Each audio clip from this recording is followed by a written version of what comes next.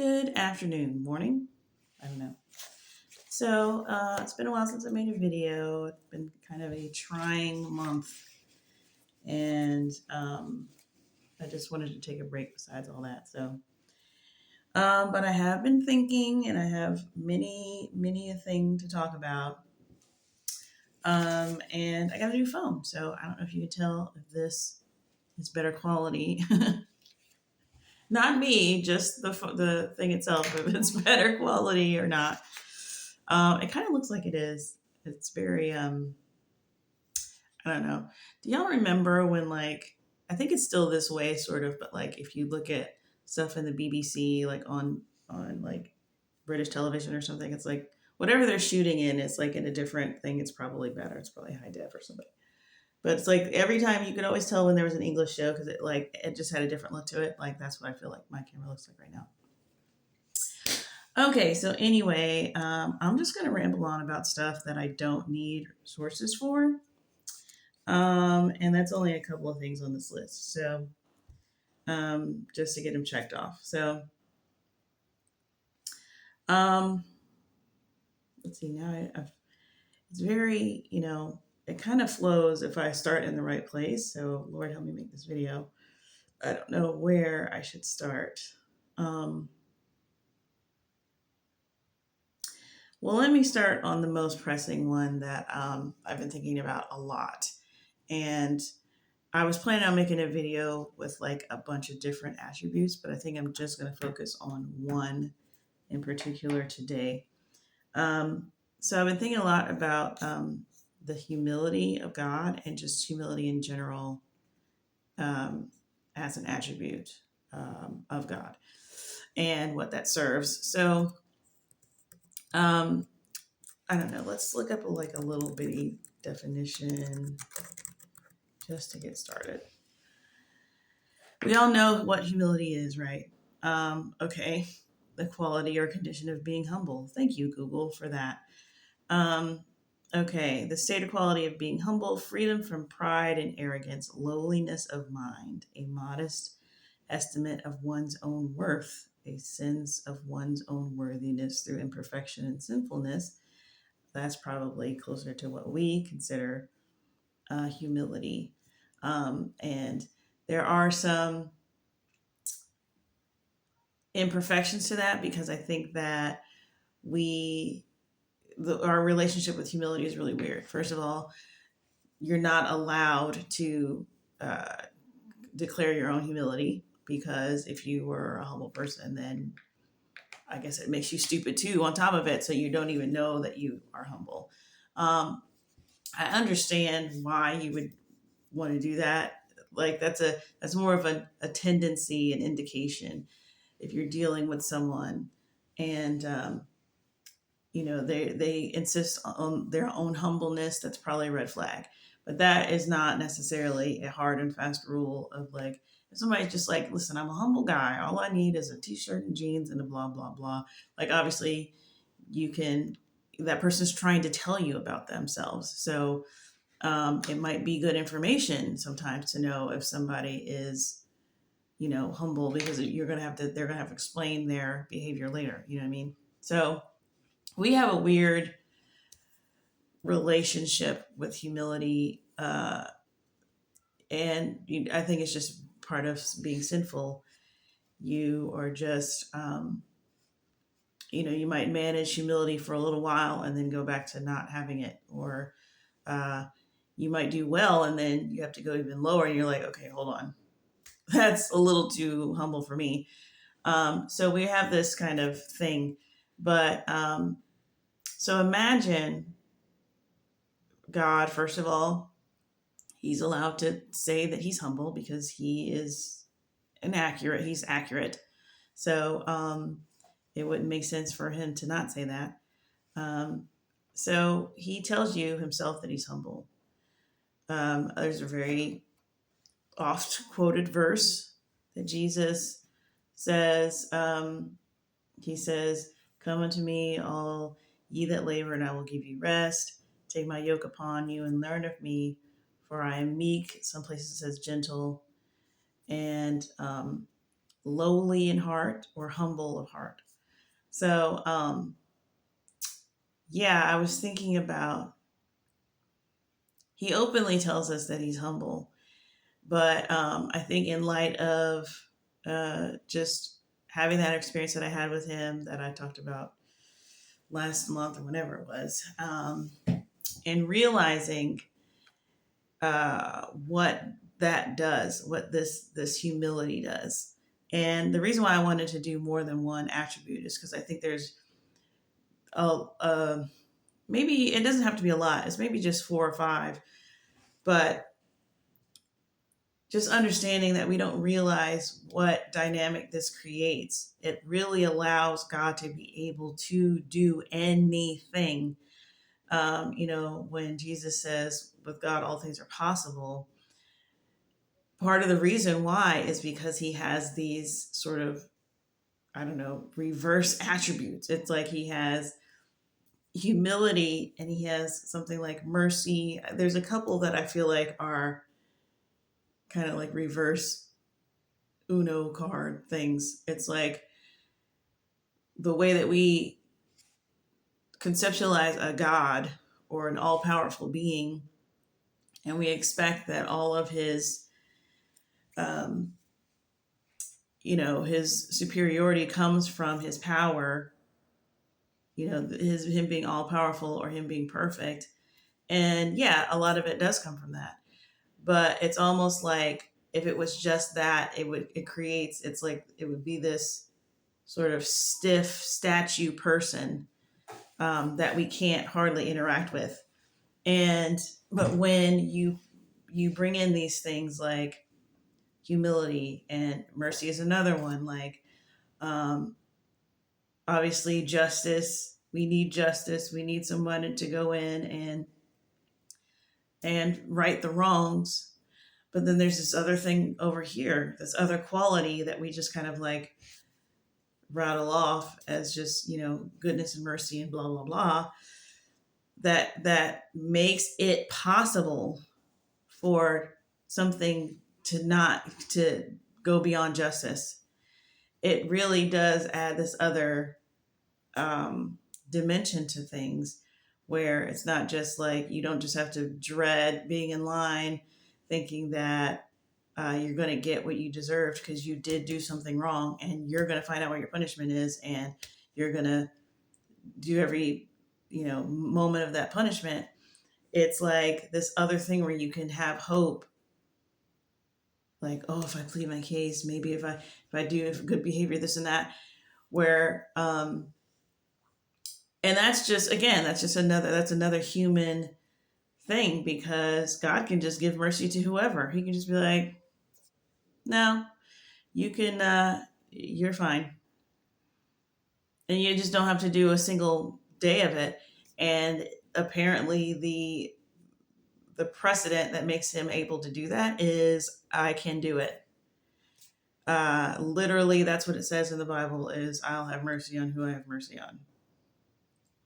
So he can't really, there's no law against it.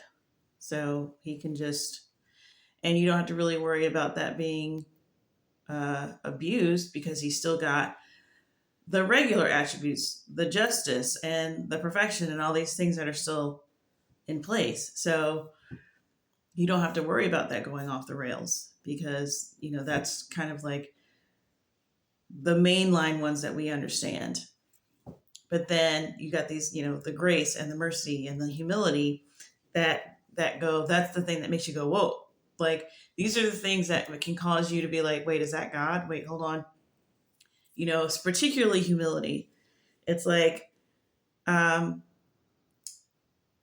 that's the thing, that's the attribute that allows him to be less stiff and a lot more fluid and familiar as your one of your family members. He can be your janitor now because he has humility. You know what I'm saying? Like, it makes a lot of weird things possible.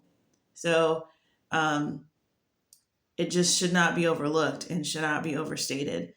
The because not only does he have it, he has it in a perfect measure. So, because he's God. So it's just like this crazy thing that, and we see plenty of examples of it in the scriptures. But I bet you, if we didn't have those examples, the disciples did not have those examples. It just happened to them. So when first of all, they're hanging out with, it takes them a while to be like, okay, you're God. And I really think that the reason why it took them a long time to come to grips with that was the humility. It wasn't like, you're just a dude, you're walking around. Like it's this constant, like,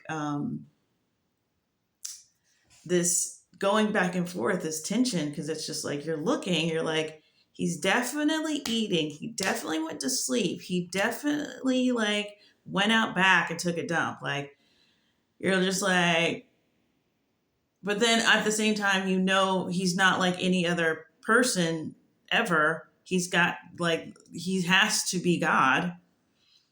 And it's confusing to the mind, like, because you're just like, well, how is this possible? How is this possible? How is it possible? It didn't have anything to do with the fact that he was unimpressive, is what I'm saying. Like, it was his lack of impressiveness. It was that he was walking around everywhere and getting hot and sweating and needing water. That was the part that was like, okay, I'm confused now. And, like, going back to, like, the thing that's going on that God showed me, and, like, how our relationship has been after that has been, like, super weird. And I'm realizing it is because of that humility. It's like, man, the humility is what's making all this possible. Because it's like, why are you talking to me at all?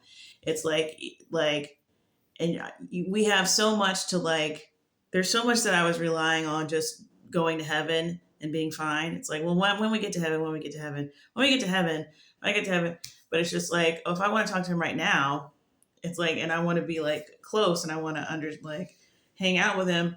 After a while, it gets super weird, because you're just like, is this even real? Like, you just can't help but do that, not because, oh, I'm listening, I'm hearing a voice. It's because he's doing these recognizably, like, and it's weird too, because I don't know why I'm this way. Like, he must have made me this way. And I'm not saying, like, I'm the only person in the world that does this, but, like, I don't know. I just have this thing about, like, I want God to have a place where he can, like, be himself. Like, I want him to be able to be himself, whatever that is. Like, I want to be able to, um, I don't think he's going around putting on airs or whatever, but I just can't help but be like that. It's like, I feel like I would be like that with any person, any prominent person.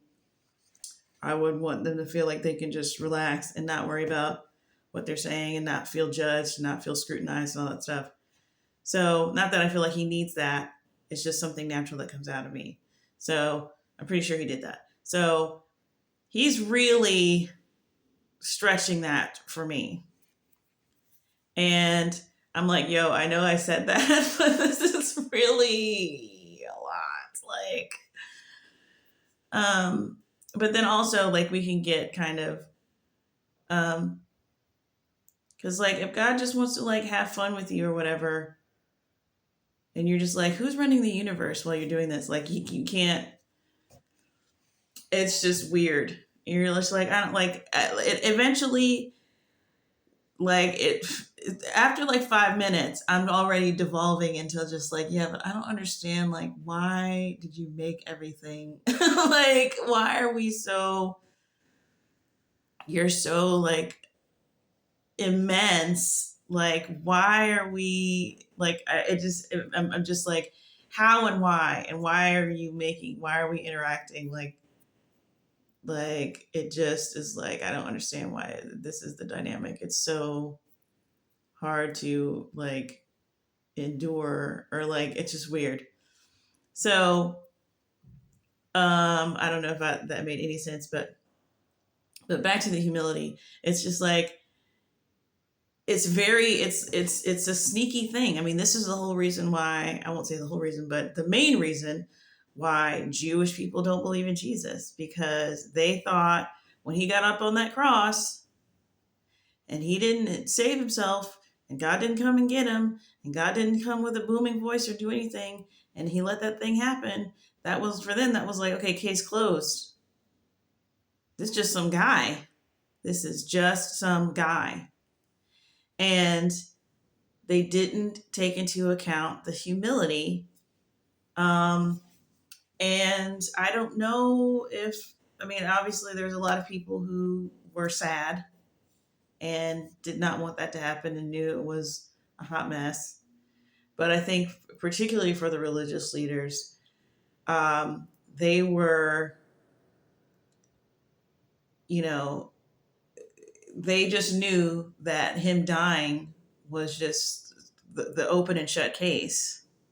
But it's humility that makes it possible for God to die. Even now, people, whoever from whatever religion or whatever are going to be like, well, why did he do that? And how is it possible? How is it possible? How is it possible? How is it possible? And you know what? It's actually not a bad question. It used to be like I would hear that and I'd go, well, he's God, he can do anything.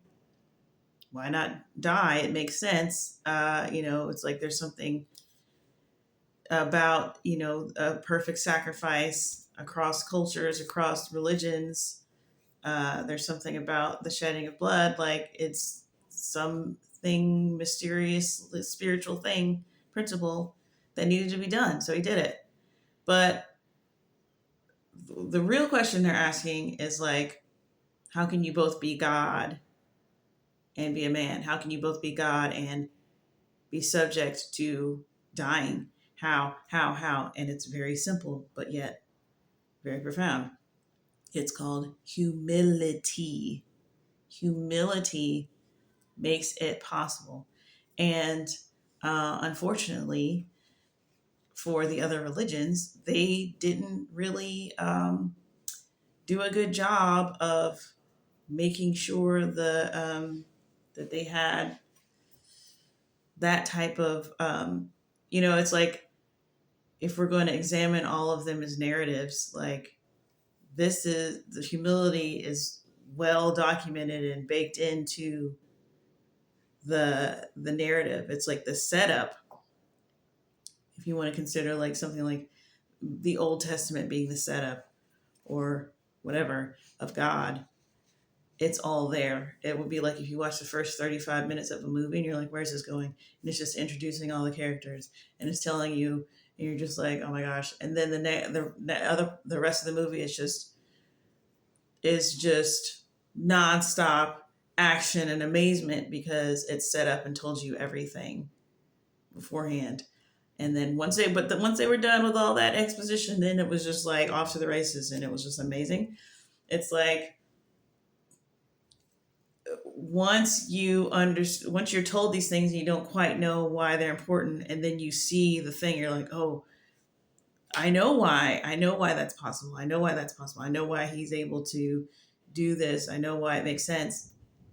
If you're just watching it, you're just like, well, like how can God, I don't know, I've said it a million times already, but I'm just saying like, um, it just seems to me like the other religions forgot to put in the right ingredients to sort of give their God or their supreme being or whatever the level of dimension that God gives himself. Because there's no way that humans who didn't know each other across time and space would be able to adequately give as much dimension to a fictional deity that the Bible does. So it's looking like God wrote that and picked out particular things to tell you about because after thousands of years, it should all be completely irrelevant nonsense, which is another thing that I cannot stress enough. Um, I don't know if you've ever read something from like, I mean, Shakespeare's what, like 500 years ago, I think? Not even, maybe something like that. Yeah, you get 500 years removed from, even if it's in English, you still can't understand what it is and what it's talking about. Every once in a while, you might get a little um, tidbit here or there about something that you can relate to, being tired or something, but the rest of it is just talking about things that aren't relevant anymore. It just reminds me of time capsules, which is another thing that I'm just like fascinated by. I'm fascinated by people opening time capsules and having it be full of complete and utter garbage that they thought was going to be like, let us tell you about our time, and it's just completely irrelevant. Like the way that every generation drops the ball, even when they're conscious of um, what they think is going to be relevant in the long term down the line, something fascinating that other generations are going to look at, and they never, it's always just junk that they can't conceptualize once it's opened. It's so funny. It's so funny. I don't think anyone has ever bat a thousand with the time capsules. Like, it's got to be something buried that no one would ever think about that ends up being the thing that's important.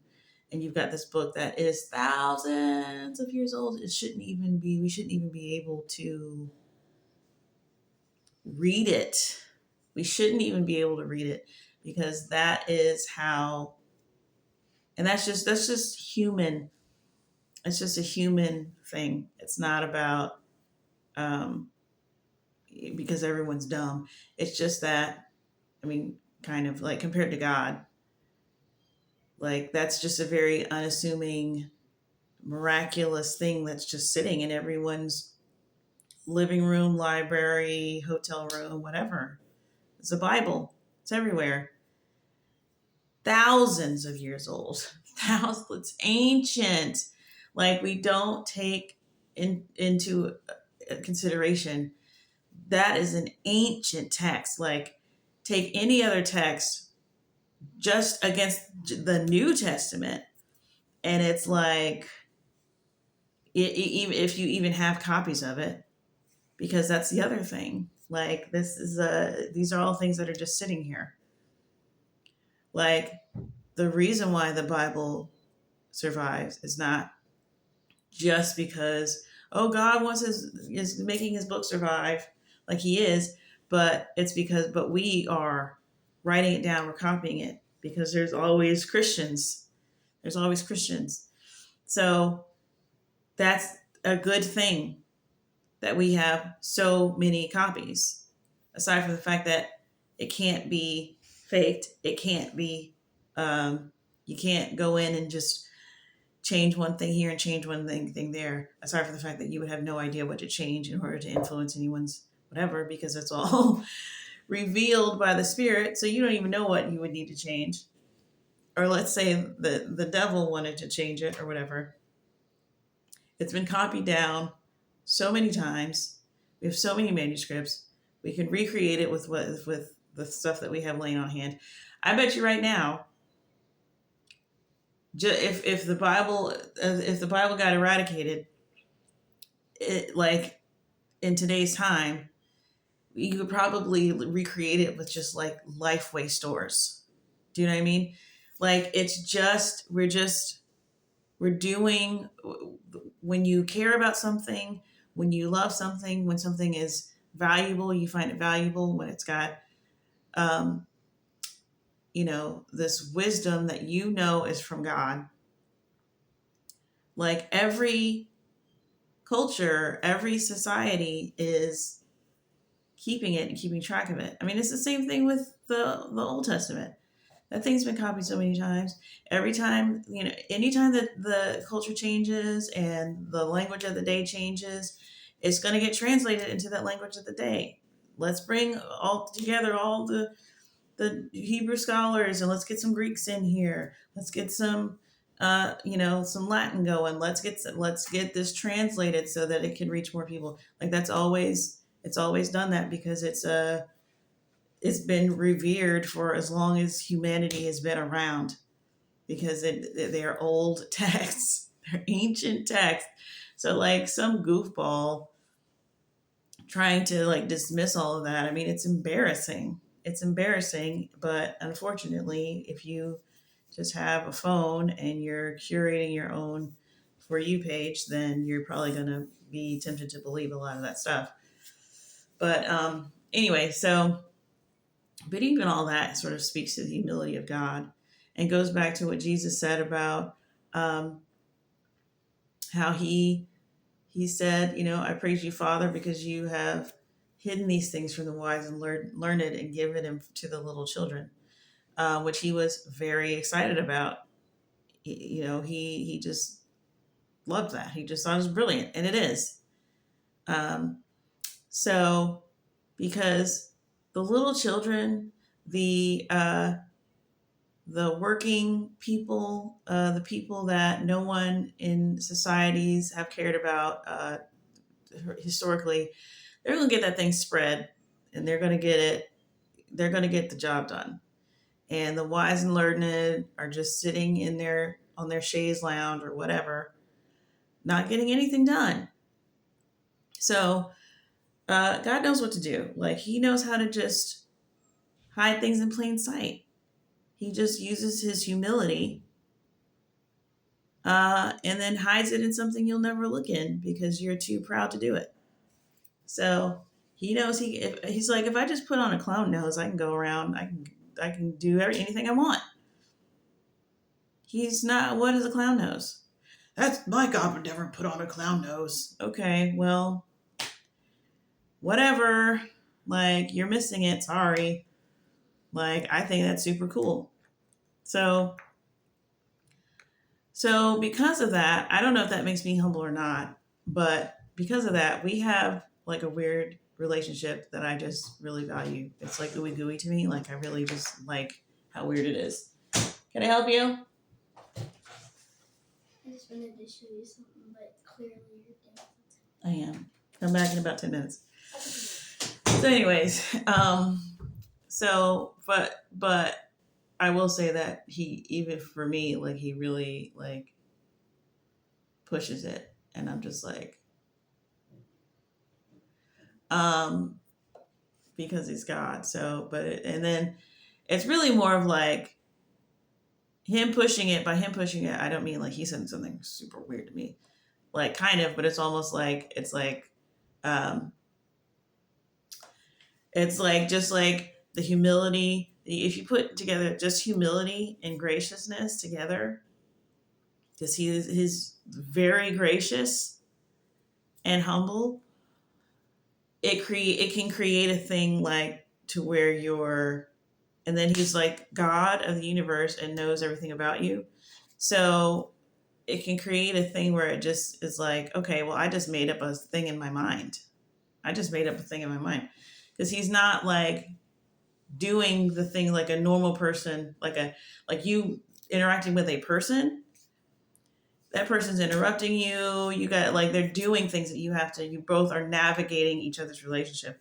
But it's like you tell God, like you give God a sense like, oh, this is uncomfortable, and then he just stops. Or you're talking and he just listens. Like, it's just like, how do I know I'm not just making this person up in my brain? Why am I like, how am I like, it's like almost, it's so seamless that you're like, okay, well, this is just an imaginary friend that I made. None of this is real. Like, this is not real. And then you have to go back and pick it back up or find some, sign or some, reference to something that he did tell you. And you're like, okay, so that was God, I guess. Like, but it's just so weird because it's so perfect, honestly. But it's also like unassuming and nothing happens. Like, there's no light, like necessarily. Because I make a point of telling him that I don't want any, like, I don't want to see anything cool. Like, I just don't want to do that. So, yeah, I'm just spent a lot of time thinking about those type of traits, but particularly the humility in particular, because it really pushes the boundaries of what's possible with God. Uh, and who knows how crazy it can get. Like, because he's just, just think about perfect humility and what that must be like and what that must, you know, like what I was saying earlier about the disciples not having examples. It's like when he, they had been with him 3 years and they were kind of used to it, I guess. And then he's like washing their feet and they're just like, what? Like, and it gets to the point where it's like, okay, now you'd be hard pressed to find a human to do that. So that's got to be God, because no human is living their life out this perfectly. And like the whole concept of him coming down, I think it's in Hebrews where Paul talks about that Jesus came down and he became poor and all its various meanings, what that could possibly mean. And, that he learned obedience, which I talk about a lot because it blows my mind every single time I talk about it. You have God learning and you go, well, God can't learn. Humility, now he can. Now he's in class. Isn't that amazing? It shouldn't be possible. You're right. If you had made a God, if you had invented the God concept, you would never do that, because you're not as smart. So he learned obedience, which is amazing, by the way, just on its face, even if you just accepted that and you weren't just going, oh, I don't understand how. Like, so now you've got a God that's perfect and made all things and whatever, and now he's learning. You're cooked. You're done. You're never going to catch up to him ever. It's not possible. So he came down and he learned, because he never had to obey anything. So he's like, let's see what obedience is about. Like, this is 2,000 years old, that verse in Hebrews is. Like, let's just stop at 2,000 years, because no one can conceive of going any further anyways. Like, 2,000 years ago, somebody wrote that down. Like, it happened, but like somebody wrote about it and he said, it's just like, what?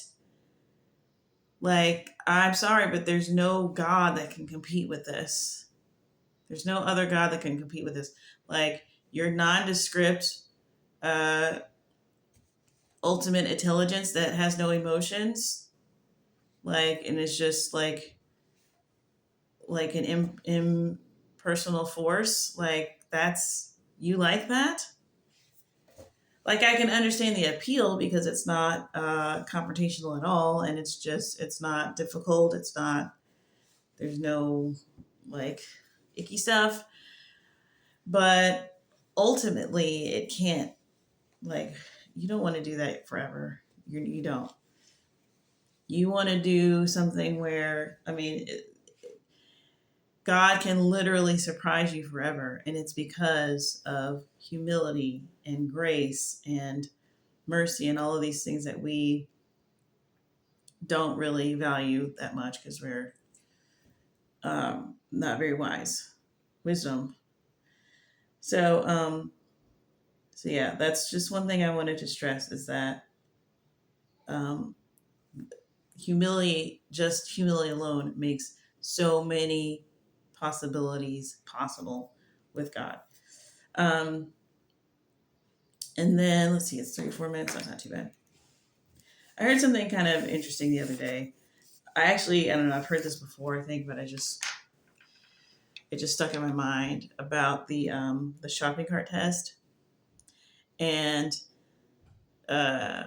it's kind of a meme, but I've heard it, like, it's like an old behavioral psychology type thing or whatever, but just saying how the shopping cart test is the ultimate test of a civilization, I guess.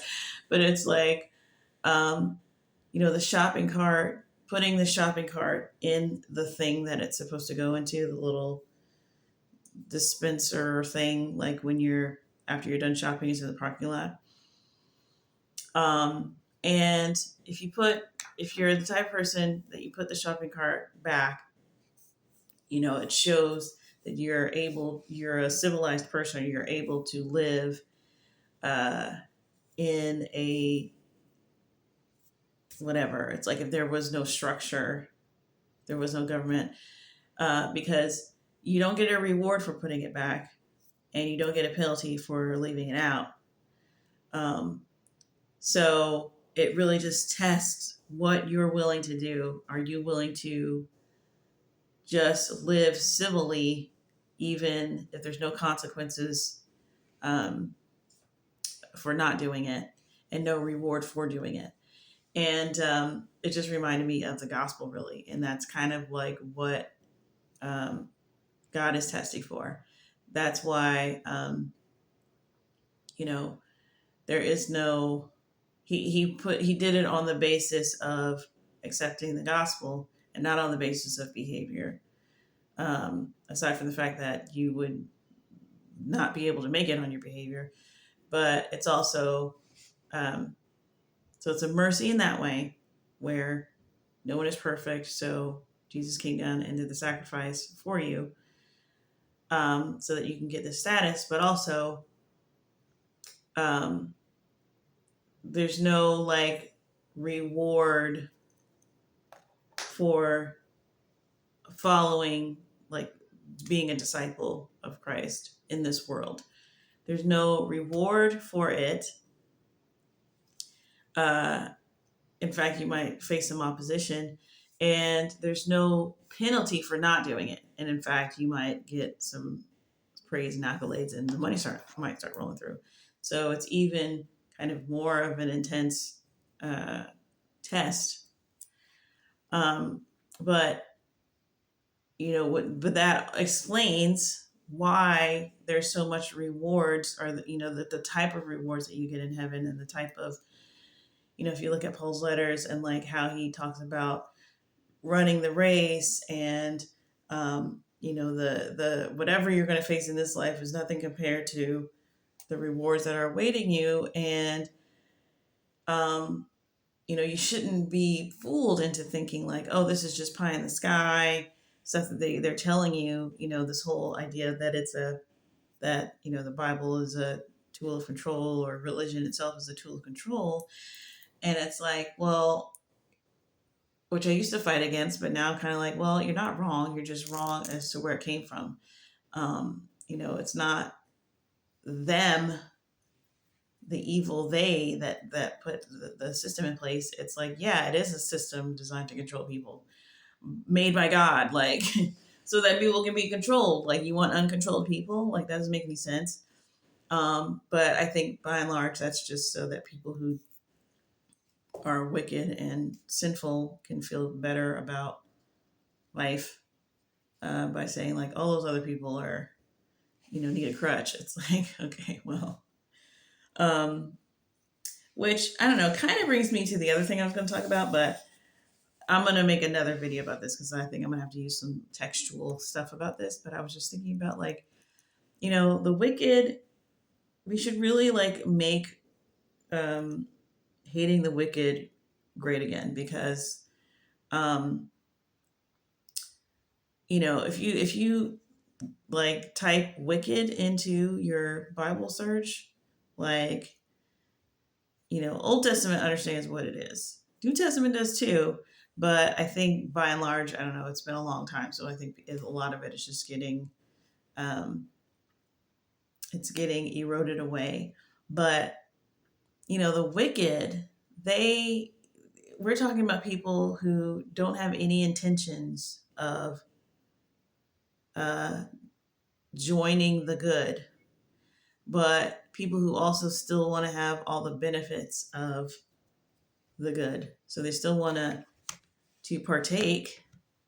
So they'll do whatever they need to do to still partake in the give and take of civility. They would be the person that never puts the shopping cart away. probably not even when forced, or maybe, if the penalty, but the penalty has to be bad enough, they'll eat a bunch of penalties before they put it back. These type of people. But then they also still, they might still actually want to get some type of award for putting up the most carts. Like, these people are crazy. They're unhinged. They are making up things so that they can be not as bad as someone. Like, they're just the worst. They're the worst. And lately I've noticed this thing where people, it's like these people who uh, they use the Bible, they get a little bit of Bible knowledge, and then they use it to sort of, they take a little bit, they take the wisdom from the Bible, and they just strengthen their wicked position with it. Like, they, instead of being like, oh, this is superior knowledge, they go, ooh, I'm going to co opt it and bring it to my side. Like, I've been noticing this. I'm like, dude, the wicked are just, they need to be stopped, dude. And I think what I noticed was, I saw this clip of, like, I don't know, I think it's like a faith-based movie that either came out a long time ago or something, but it was like one of these where it was like these founding father type dudes like sitting around a table and they're debating about um, the gospel, and it was, it had to have been like 1800s, maybe even 17, I don't know, it looked like Puritan vibes, I don't know. But the debate at the time, it really was like interesting because it was like showing how the Christian uh, ethos changes over time depending on what's going on. And at the time they were arguing, should we teach Christian morals, Christian morality, without teaching Jesus? And the one guy was just like, absolutely not. Like, you cannot sort of separate Jesus from the teachings and give people the teachings. He was like, they're not going to be tempted to repent. It's not going to bring any repentance. And he was like, I would much rather not teach a man anything and let him fumble around on his own and come to God and on his own and get all the tools when he does that. And I was listening to that and I was like, oh my gosh, like, that does seem like that would have had to have been a debate at some point. Like, are we going to move forward? Maybe things were getting more secular, or things were getting, whatever thing that was happening that they would have been familiar with. Um, and that was the debate. It was like, no, we're not going to just take the good stuff and give them the good stuff, because and when he said that, I was like, I didn't even know if I agreed with him, but I just know, like, the other side must have won out, because now what we have are people who are being taught the morals that are in the Bible, and then saying, oh, these are natural and normal and everyone knows how to do these. And I'm like, okay, that is what happened. That is what happened. And that's why we have the world that we have today. Like, at some point, somebody decided, like, we don't have to push the religion part. We'll just do the good Christian conduct part. And now it belongs to everyone. And now everybody is saying they can all do it and they don't need Jesus. So it did not draw people to him. It just said, oh, we'll just take your stuff. And what do we need you for? But now we see, and what I see is that we're kind of hung up on the argument, because when people say that, when atheists are like, or do we not have the ability to be moral? And we're just like, because we don't realize that had to be shifted. That shift had to take place for that debate to even exist. Like, he wouldn't be saying that if Christians hadn't decided to do what they did, which is, um, you know, give the secular world. And I don't know if you can say that that was bad or good. I think it is what it is. Like, I don't think there's, everything is going to have a consequence.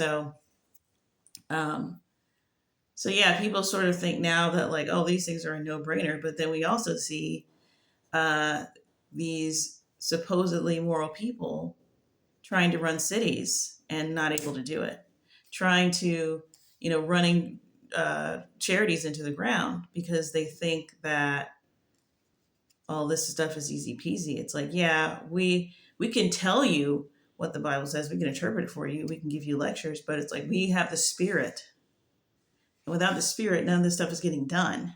Like, because it's hard. So you have to love God and then love other people. A lot of people just trying to love the people without the loving God part, and that's not going to work. Like, you might get a little mishmash, something going on, but all you're going to do is just send a bunch of people to hell and not do anything right, or do things that can be easily undone. So, uh, there's a lot of Christians who are, I'm talking about blood, sweat, and tears, and they're doing it, but they're doing it for God. They're doing it for something, and they have the Spirit of God helping them. And even we sort of take that for granted because we don't always know which part of this is working because it's all invisible and spiritual.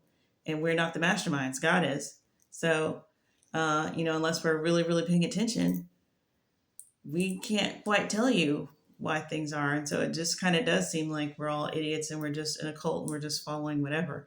But it's mostly because God is in charge of it and we aren't. And so to me, that's all the more uh, proof that that God is doing it. Because if none of us can, it's like, how can this go on for 2,000 years and nobody knows what the heck's going on? Um, so, yeah. But I'm going to do a whole video on that at some point about the wicked because I got more to say about it.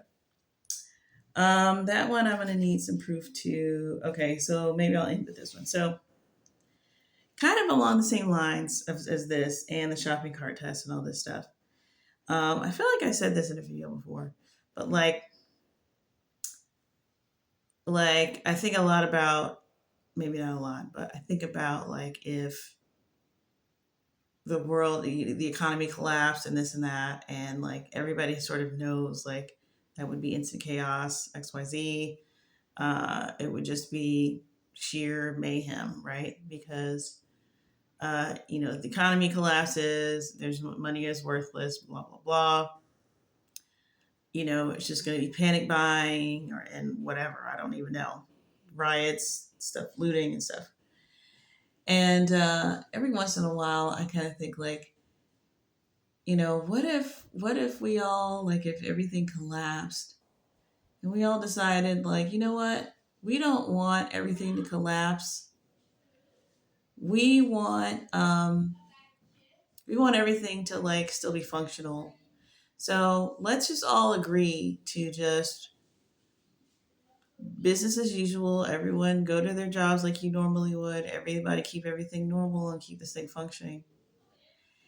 And yeah, it's pie in the sky. You already know.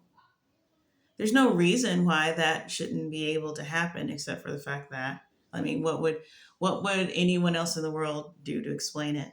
I know that they could probably tell you like step by step what would happen, what could happen, or but could they tell you why?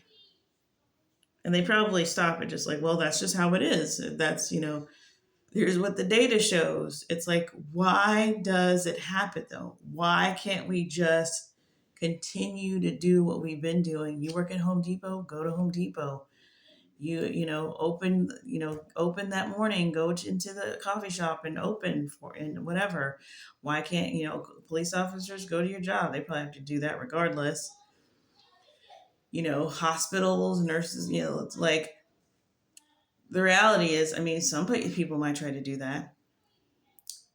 And, that might be for varying reasons. It might not be for the goodness of their heart. Maybe it's just because they are like, la, la, la, la, la. They just want to ignore that anything is weird is going on, and they just want normalcy more than anything. So they're just trying to be normal.